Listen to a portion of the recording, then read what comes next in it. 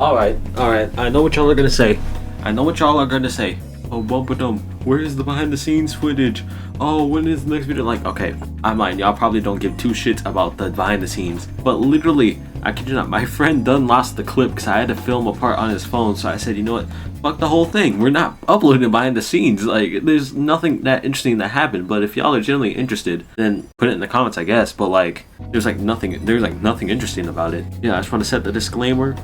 Let's dive right into what I was going to talk about.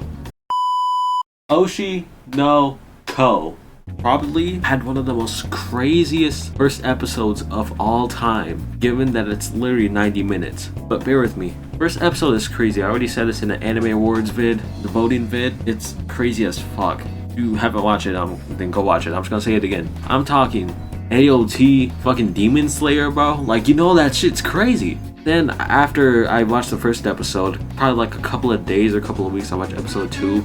But then I just stopped. The reason why I stopped is because I had so many other anime started already, and then I was also busy with other stuff, right? So then when you're busy with other stuff, you're like, well, fuck this shit, I'm gonna do that shit, or fuck that shit, I'm gonna do this shit. And then it's just you going back and forth saying, oh, I gotta get this done, but you're literally sitting there worrying about it and not getting it done. And I finished that shit like literally the day this is being recorded. I don't know when I'm gonna get this out, but the day I'm getting this recorded is April 23rd. So I finished Oshi No Ko on April 23rd. And then on April 22nd, I finished Zom 100, which that's gonna have a whole different review because that anime is also like probably in my top 10 now. So let me tell you what this basically is. So I'm trying a series, hit or shit. Because if the anime is a hit, it's a hit. But if it's shit, it's shit. It's ass. It's buns. I'm not gonna go over the whole thing. I'm going over parts that genuinely concerned me and other shit. So it had a very strong start with how do you pronounce his name? Her dying. It was very sad. And I'm like, how is that gonna happen? How does that happen? You didn't see it coming. That's what I like about anime sometimes, that when you don't see something coming and you're just like. But yeah, I like anime like that. And after all that happened, that's when they like grow up there's like a 10-year time skip. I need to start from square one. Doctor's being a creep over a 16-year-old idol because one of his patients was a child that was obsessed with that idol. Then after that happened, she was pregnant, and she was pregnant with twins, and he was going to deliver them, but he wasn't there for the delivery because he ended up doing something, I don't know, but he was in the woods, and then he got killed.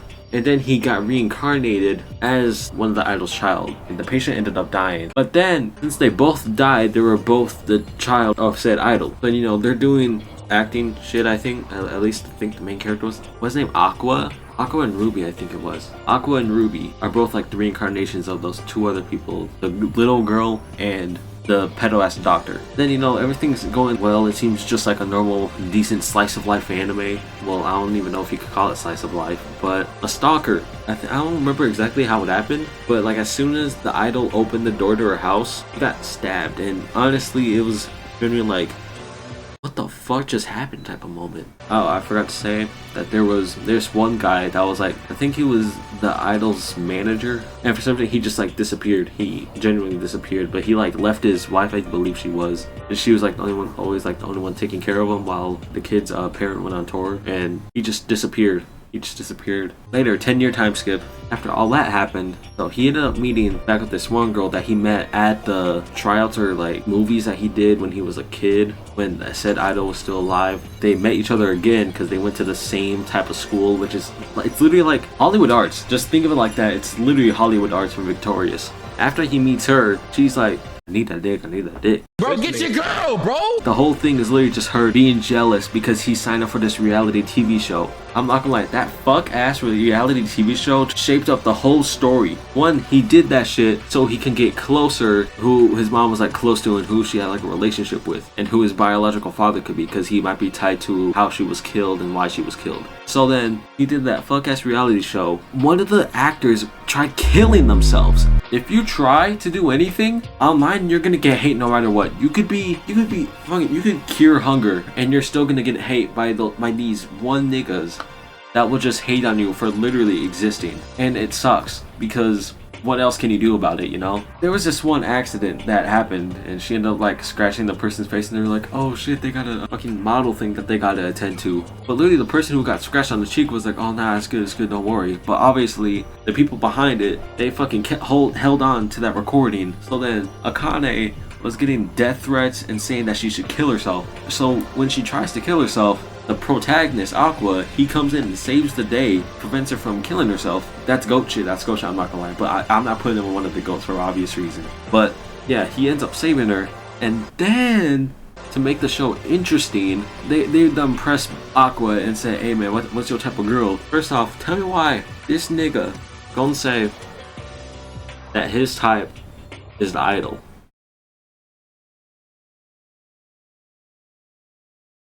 Like, please, make it make sense. Because, one, she was underage and he was over here like simping over her, being like a super fan. It's like weird either way, because now, shit, that's your mother. You're cooked now. You're cooked now, nigga. You're cooked. So then, Akane ended up learning almost every single detail that was said about the idol that people like could get their hands on.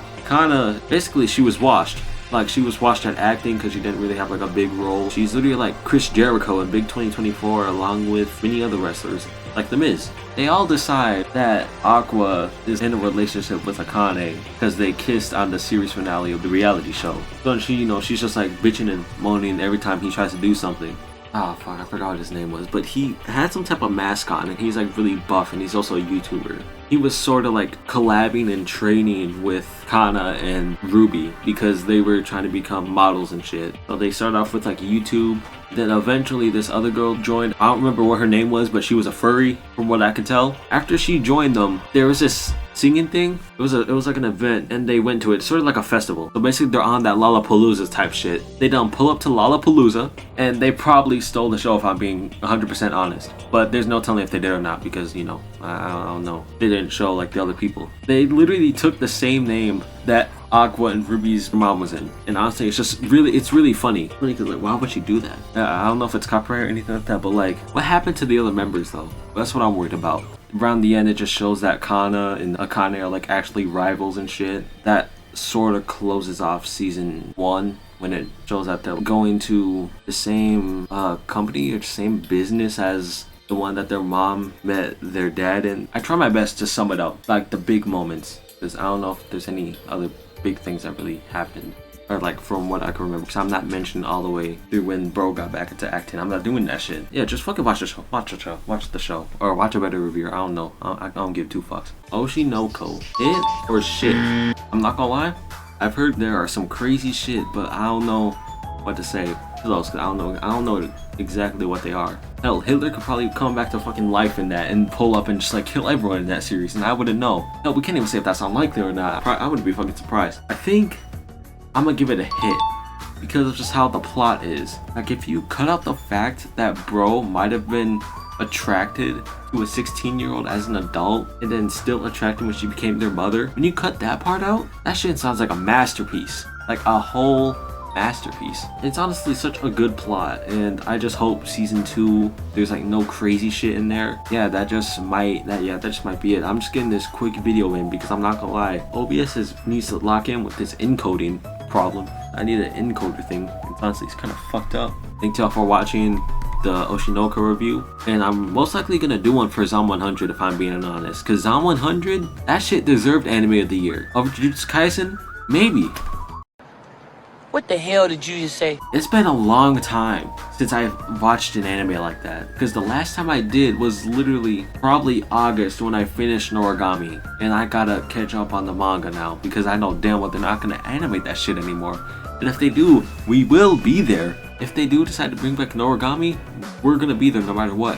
I'ma head out, y'all stay safe, and I'll see y'all in the next vid.